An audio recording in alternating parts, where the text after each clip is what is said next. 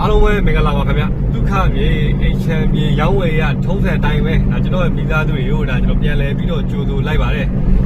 ဒီနေ့တော့ဒါကျွန်တော်ကိုဒါ TikTok ကနေလဲဒါဖုန်းတွေဆက်ကြတယ် Facebook ကနေလဲဒါဖုန်းတွေဆက်ကြတယ် Messenger တွေကလည်းပို့ကြတယ်ပြီးတော့ YouTube ပေါ့နော် YouTube ကလည်းအဓိကကျွန်တော်ကိုဒါ channel လေးတွေပို့ကြတယ်ပေါ့နော်ဖုန်းတွေဆက်ကြတယ်ပေါ့အဓိကတော့ကျွန်တော်ရောင်းဝယ်တင်တာတွေက TikTok လည်းတင်တယ် Facebook လည်းတင်တယ်ဒါကျွန်တော် YouTube မှာလည်းတင်တာပေါ့နော်အဲ့ဒီသုံးခုစလုံးကနေပြီးတော့ဒါဒီနေ့ကျွန်တော်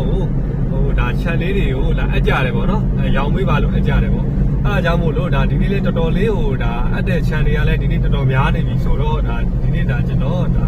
channel လေးတွေအပ်ထားတဲ့ channel လေးတွေကိုကျွန်တော်တွားပြီးတော့ကြည့်ပါမယ်ဖြစ်ပါတယ်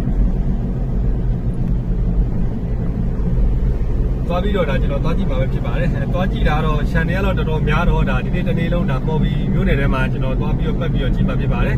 ပတ်ပြီးကျွန်တော်ဗာဖြစ်မလဲဆိုတော့ကျွန်တော် channel ရဲ့စာချုပ်တွေကိုလည်းကျွန်တော်စစ်ပါမယ်ဈေးနှုန်းတွေကိုလည်းကျွန်တော်စစ်ပါမယ်စစ်ပြီးတော့ဒါ